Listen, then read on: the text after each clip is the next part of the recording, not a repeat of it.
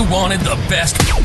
You've got the best podcast. The hottest podcast in the world. The Chris Voss Show, the preeminent podcast with guests so smart you may experience serious brain bleed. The CEOs, authors, thought leaders, visionaries, and motivators.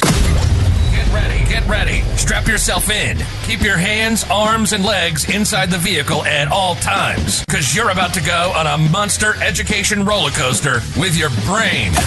Now, here's your host, Chris Voss. Hey folks, Voss here from thechrisvossshow.com. Ladies and gentlemen, the Iron Lacings of the Mixed Official. Welcome to 16 years and nearly 3,000 episodes of the Chris Voss Show. One of the oldest broadcasting podcast from the original sets that still operate daily, put out shows, 1 to 2 shows a day. We are pretty darn active, so help keep us alive. Go to goodreads.com/Chris Voss, linkedin.com/Chris Voss, youtube.com/Chris Voss, and Chris Voss1 on the TikTokity. Remember, if you don't refer your family, friends, and relatives, and the show dies after 16 years, that blood's on your hands. You'll sleep with it at night. No, I'm just kidding, man. I'm just being funny. Opinions expressed by guests on the podcast are solely their own and do not necessarily reflect the opinions of the host or the Chris Voss Show. Some guests of the show may be advertising on the podcast, but it is not an endorsement or review of any kind. Today we had an amazing young man on the show, and we're going to be talking about his book, his insights, and all of his good stuff, and no more blood on the hands. We did that bit. He is the author of the latest book called Human Magic by Johan Roos. We're going to get into it with him, find out some of the details about what he's up to and what he's talking about in his new book. He's written a bunch of books, so it's going to be pretty insightful in some of the lessons and research that he's done. Johan helps professionals stay deeply human in an AI-rich world. A seasoned management scholar, former leader of several business schools, and entrepreneur, he works at the intersection of human wisdom and artificial intelligence, helping leaders harness AI to amplify their judgment, creativity, and sense of purpose. He's always been driven by curiosity about how people and institutions learn, adapt, and rediscover their imagination when technology changes the rules. This interest led him to co-invent the globally adopted Lego Serious Play methodology, enabling thousands of organizations to tackle complex challenges through imaginative, hands-on exploration.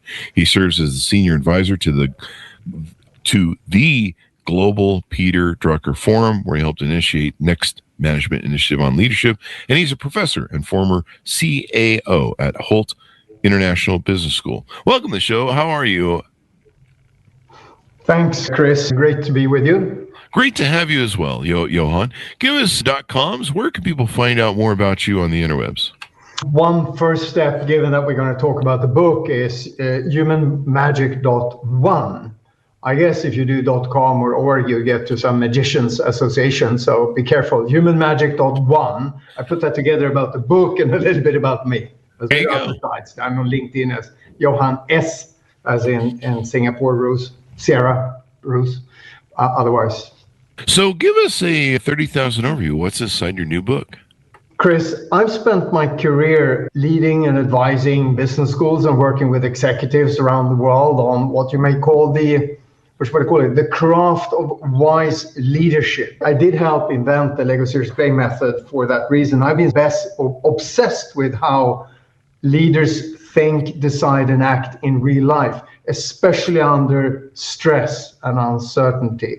So I'm operating within leadership and strategy and all of that stuff. So the book, Human Magic, is really about the distinctive human capabilities that we all, professionals, but leaders included, must cultivate so that powerful technologies like AI now amplify our judgment and wisdom instead of quietly taking it over.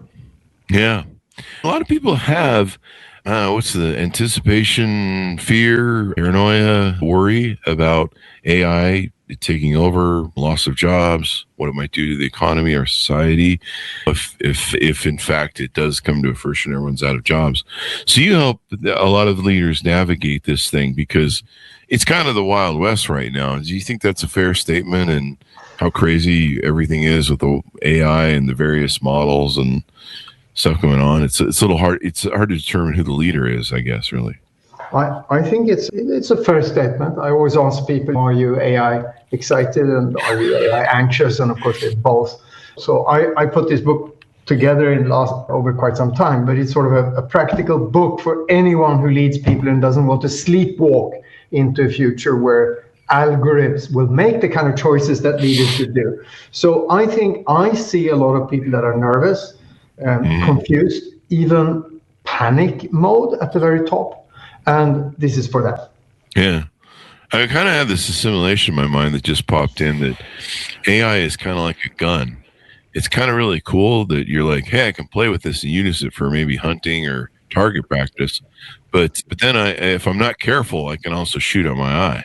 It can kill me, basically. So, because I'm a hunter myself, I know what you're talking about. So absolutely, I always tell people these are amazing tools. Just think of what we can do and see what you are doing. It's a fantastic tool. Just be careful that you don't find yourself on the shallow end of your brain capacity here, in the sense that you're on this slippery, nice, subtle slope towards the machine taking over you. Now, you argue in the book that curiosity, creativity, critical thinking, communication, and collaboration are going to become more valuable in the AI age. Is that going to be something that a human aspect becomes more valuable because it's so rare, maybe? I think it's interesting when you think of it. What's really your value creation? What's the foundation for your value creation? Giving my girlfriend all my money. Those are, but what makes you do that? So those of you who are listening and leading a team or so, just think about it. What is the foundation for the value creation where everything is available and knowledge for free? So you will get into, maybe it is Joe's and Mary's sense of what's right, their sense of what's working, and Paul, what he's want to do, and Ahmed's way of doing things that actually seem to work. All of this stuff that the machine cannot do now. The machine can pretend to do it. Remember, it's large language models, not large thinking models. So in that respect, I think we can see a resurgence of what a lot of people have talked about in the past, namely more of a humanistic type of leadership and management coming up based on exactly this because. So is that kind of the definition of the title of the book, The Human Magic? And it sounds like maybe in the book you focused on the things that humans are still going to be exemplary on or be able to excel at even with AI. That's the idea. So it's the 5 C's, right? You rattle them out: the curiosity, creativity, critical thinking, communication, and collaboration, even with AI agents, right? Another way of saying it across those is that the human magic is a set of human capacities, and I'll now shift the terms to judgment, wisdom, courage, imagination, and actually care, to give a damn, right? Which really gives leaders the agency still in an age of very, very powerful algorithms. Yeah. Our ability to dream, our ability to create, entrepreneurs, you're an entrepreneur, we create stuff pretty much out of whole cloth a lot of times. Sometimes we take a product that's already made and we innovate it, and everything's in constant improvement, innovation skill. But if in the future the algorithms make all decisions, what are leaders going to do? We're just going to be like, computer said we should do this. Chris, and that's the question I ask leaders now. Say, hey, actually, I'll put it this way. This was the trigger for the book, was when I worked 10 years ago with a bunch of leaders in a dozen big, major, renowned companies. And they were concerned about what we then talked about, which was digital transformation. Remember? So data coming in, and you have all these sophisticated software, enormous system throughout company presenting every fact, every analysis, and you were sitting there as a pilot in a cockpit with all these dashboards presenting everything. You had this illusion that you were in control as a leader. But I remember one of them at some stage say, hey, if these algorithms and all these sensors and all this data can actually make the decision, what's my job?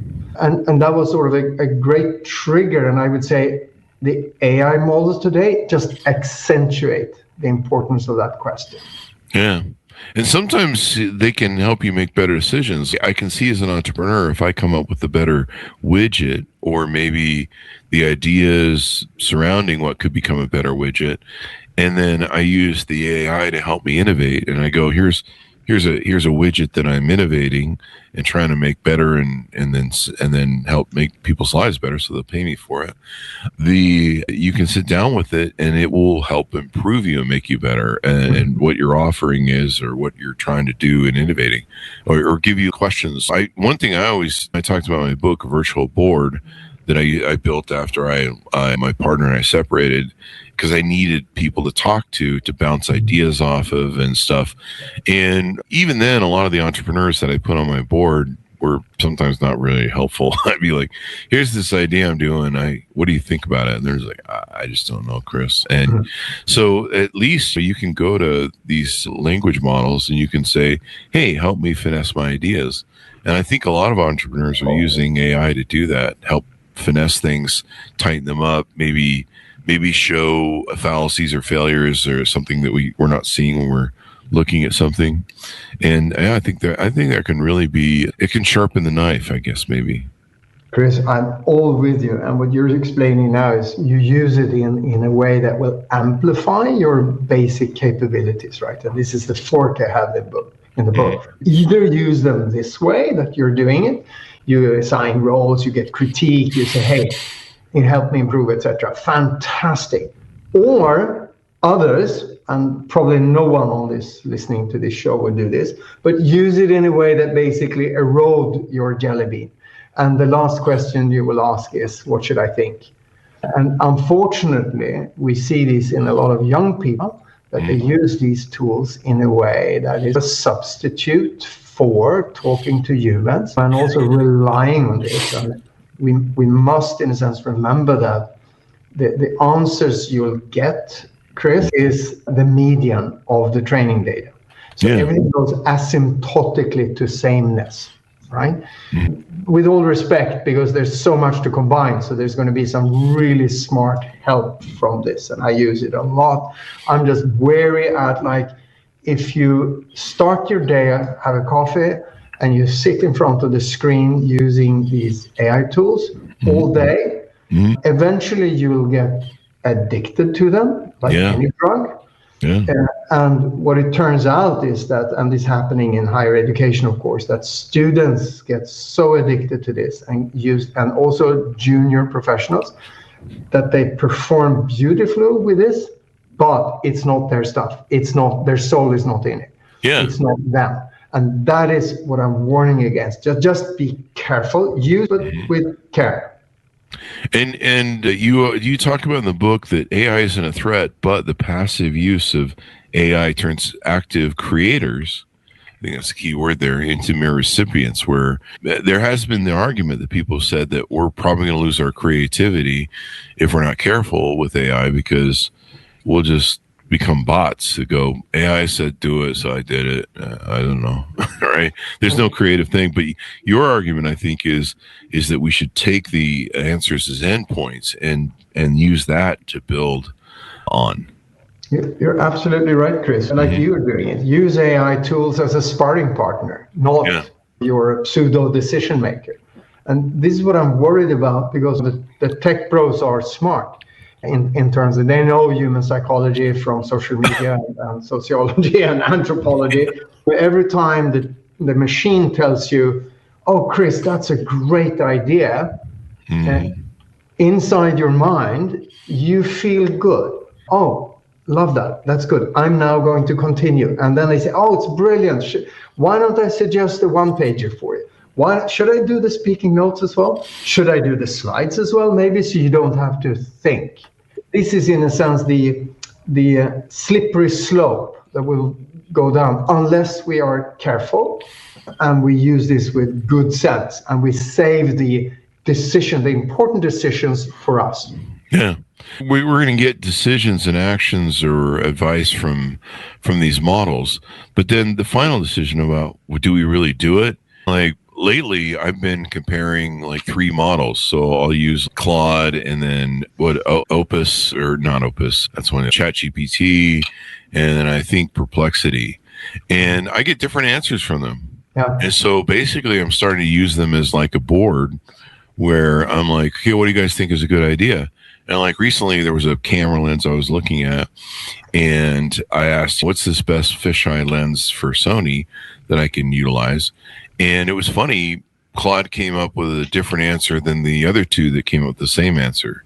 And so then I had to make some decisions based upon the data presented from 3 different technically board member individuals and try and decide which one was right. Even AI doesn't nail it 100% of the time, I guess is what I'm trying to say. No, and they all are, you could say that all of them are based on all information available. That's a sort of simplistic answer. But nevertheless, the recombination of bits of words that happen in these huge neural networks, this is where you talk about zillions of parameters. It's of course different. The things, it's like in your brain and my brain, it works differently. So of course you'll get a different answer. And you're using it in a smart way because you're almost thinking of them as people, different board members, and and hopefully board members have different views as well. So I think that's very, very good. You're also illustrating a really key point that this book is all about, that there's the bottleneck is not about any information or data, it's about wise interpretation.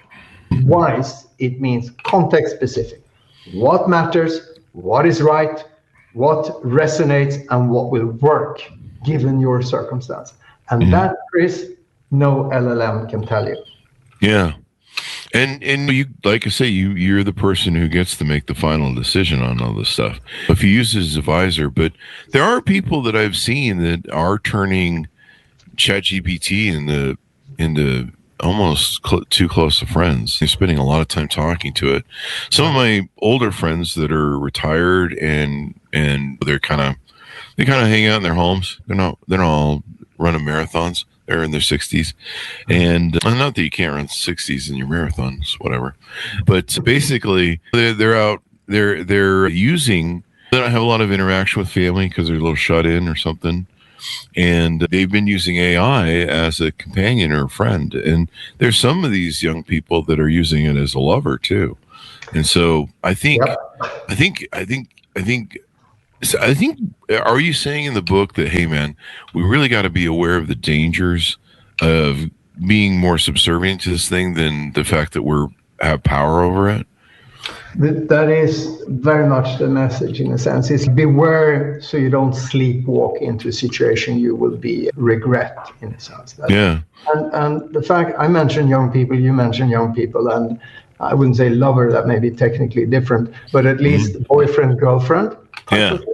And therapy has been one of the earliest applications, extraordinary success in that respect, but like very shaky ground sometimes. Yeah. I will not take responsibilities for those of advice who use it for therapy, but it must be under supervision and so forth. But it just shows the power of this thing when the algorithm talk back to us. That was the radical shift 3.5 years ago, right? AI been around, large language model been around, but given some technique that were published in 2017 and so forth, suddenly these things started to talk back to us. And we all went, wow, fantastic.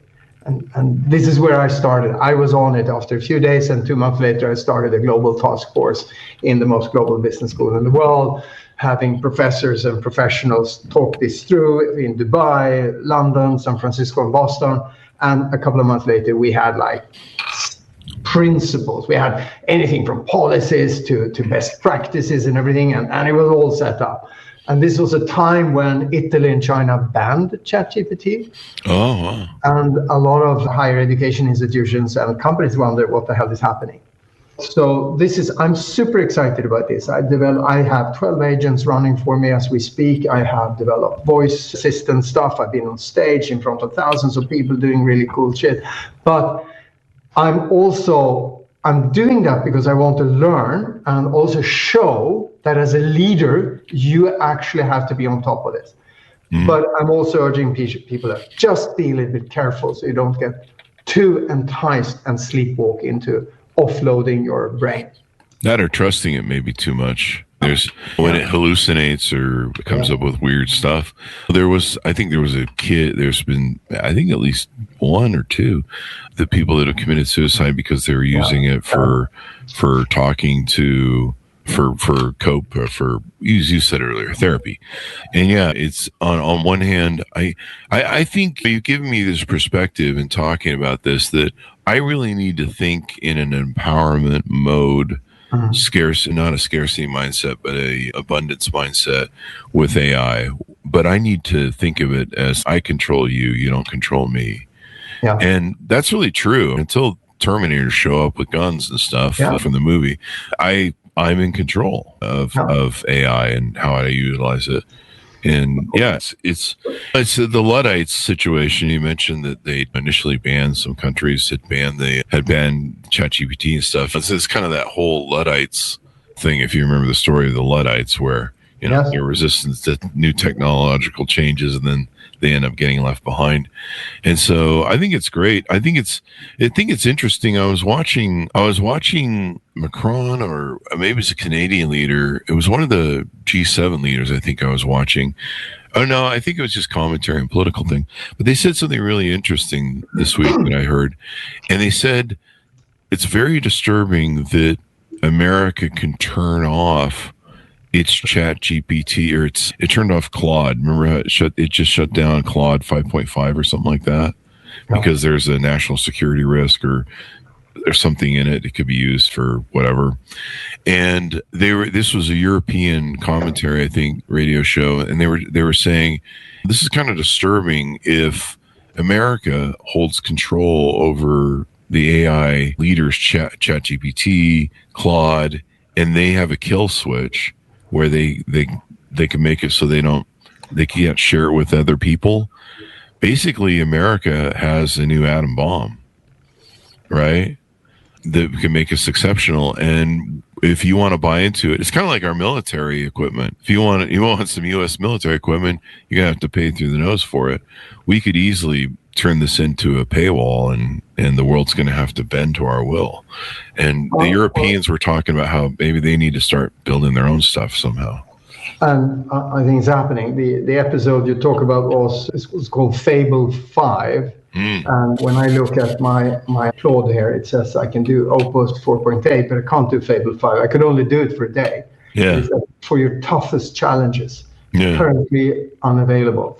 And this was the famous 90 minutes at the White House, right? Yeah. but it can be interpreted as a kill switch. And of course, this has caused some leaders in Europe to pause and ask the kind of questions you're asking. And that doesn't sound good. If we all get addicted and hooked into this and it's working beautifully and so forth, and then okay, with a push the red button and we're screwed. So I actually read today there's going to be there's been a major decision in Europe in allocating to one consortia to develop a European LLM in 23 languages. Yeah, because we could easily, we saw the abuse that happened with tariffs to our trading partners and our friends that gave us such a great security detail for the last 70 years. And you can see now in the scenario, the regime we're in, that they could use it as a weapon or extortion, just like they did the tariffs. Remember how they used the tariffs pretty much as extortion and beating people over the head to give them specialized deals. This is something that could be abused. And yeah, I think it was an interesting discussion Europe had.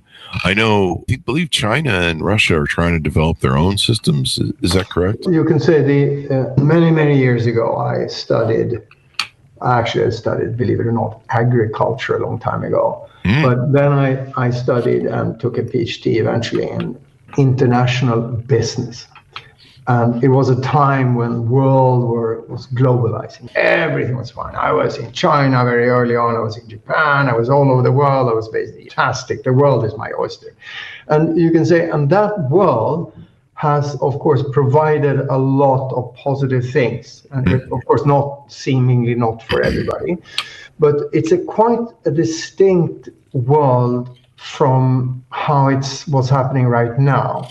For me, the world is global and the domestic is a special case. US is, of course, humongous and so forth. But I always thought that this is how it will continue.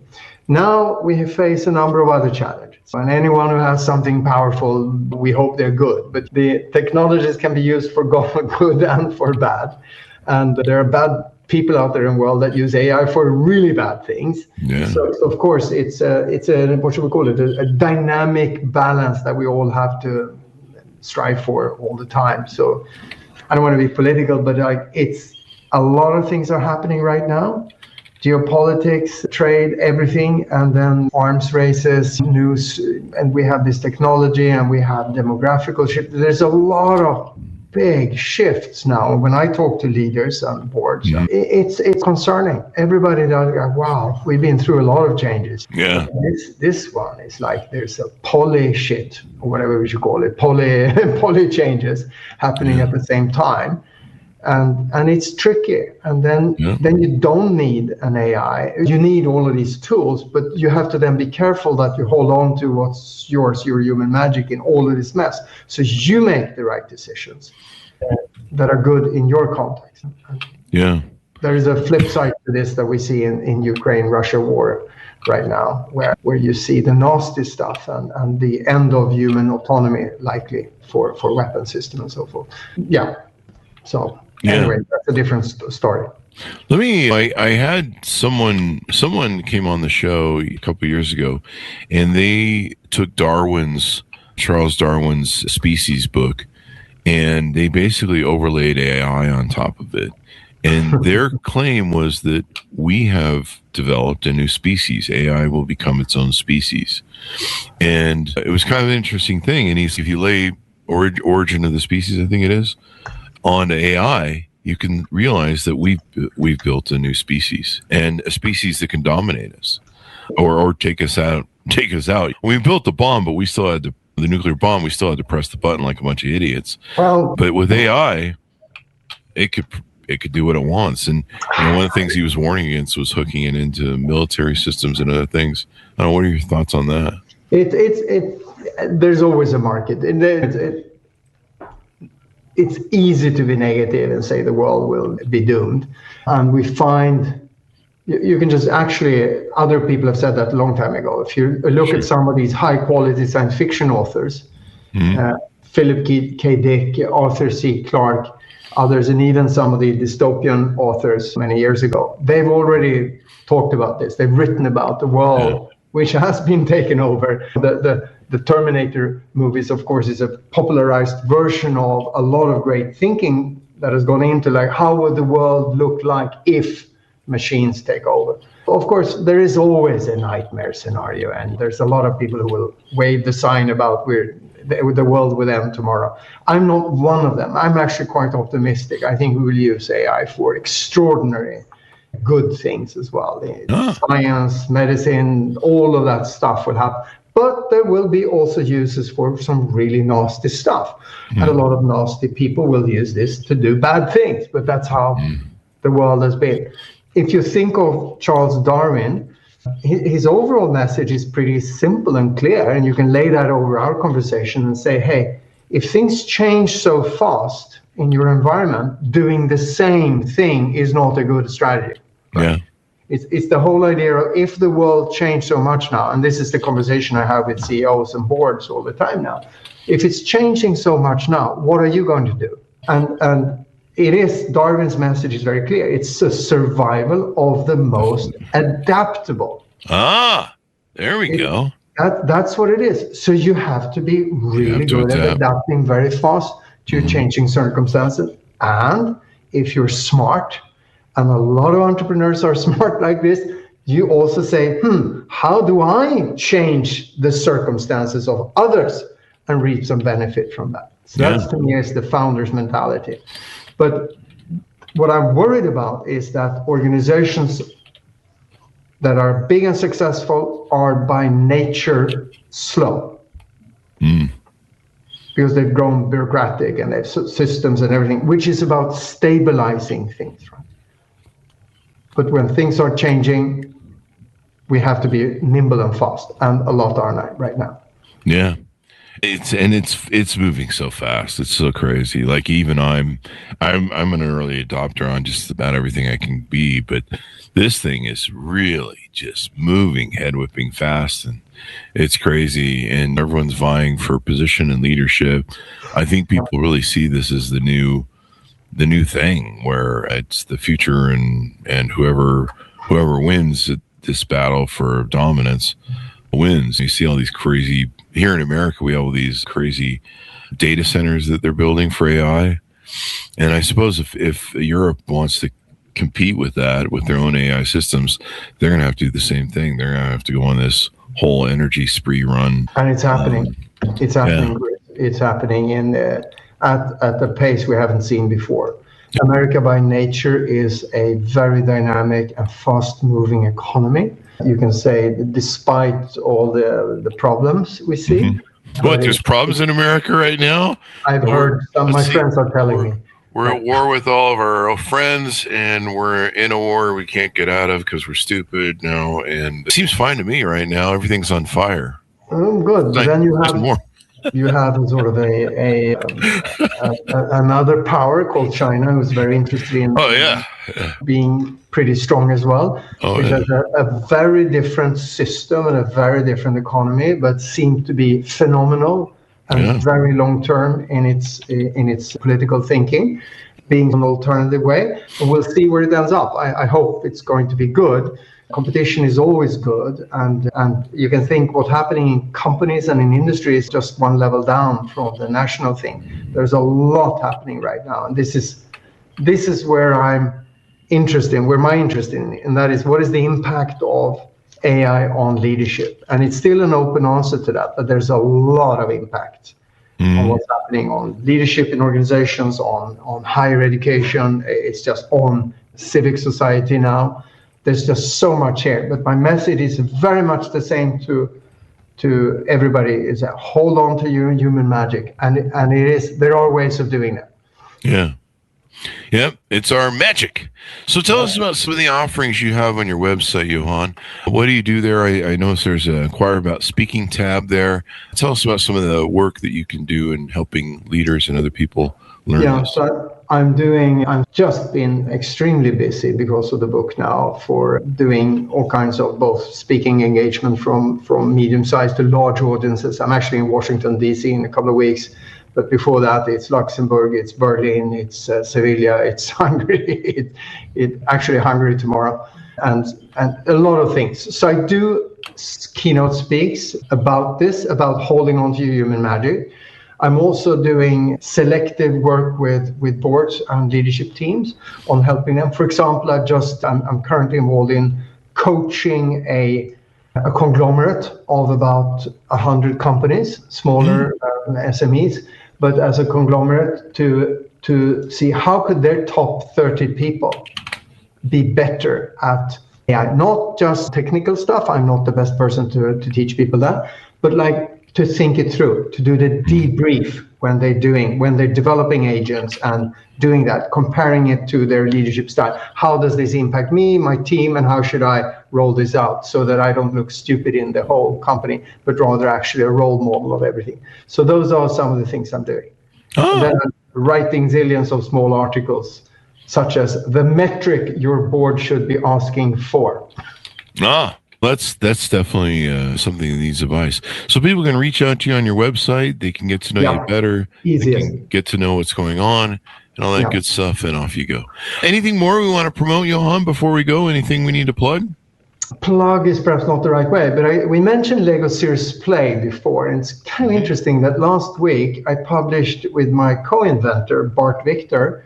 He's a former professor at Vanderbilt. Another article, we wrote one 10 years ago called How It All Began, and now we wrote one which is called How We'll Continue. So many years ago, we developed this tool which is about using materials and color, size, shapes, and so forth in 3D, actually working with this, and it's super difficult to facilitate, but it's amazing, and it really brings up the human magic in people. Now we are going to use it, and we do some research on this, to use it to specify what AI agents should do. So it's pretty cool, actually. So we have this. I just sent out a LinkedIn post about it this morning, and it's zillions of people are interested in this now. Anyway, so I do a lot of cool stuff. I'm a little bit of it, what should we call it, old father figure of Lego Serious Play. I'm involved in conferences and doing research and shit, but the stuff works. And it's super. If you're interested in all of that, send me a ping on Humanmagic.one as well. I can point you in directions where you should go. Human Magic. Remember what the important stuff was for everything, because that's important. Give people a final pitch out. Now you got let's give a plug. You got about 10 or 12 books, I think it is. Let's give a plug to that as well. It's my academic career. As a young academic, I wrote a lot of stuff, primarily research-based for practitioners, but a little bit more of the academic flavor. So they're all listed also on the Human Magic website. But this is the important book. This is I put my soul into this book, and it's a super practical, damn good book. Fun is fun. Thank you very much for coming on the show. We really appreciate it, Johan.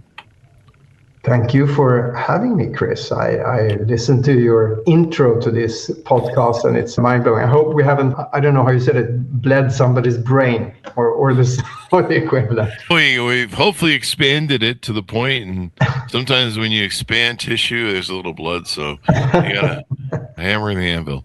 All right, well, thank you very much, Johan. Folks, pick up his book wherever fine books are sold. It's called Human Magic by Johan Roos. And Amazon, Barnes and Nobles, whatever, you'll find it. Wherever fine books are sold, there'll be a link on the Chris Voss Show. Thanks, friends, for tuning in. Go to goodreads.com/Chris Voss, LinkedIn.com/Chris Voss, YouTube.com/Chris Voss, and all those crazy places on the internet. Be good to each other. Stay safe. We'll see you guys next time. You've been listening to the most amazing, intelligent podcast ever made to improve your brain and your life. Warning, consuming too much of the Chris Voss Show podcast can lead to people thinking you're smarter, younger, and irresistible sexy. Consume in regularly moderated amounts. Consult a doctor for any resulting brain bleed.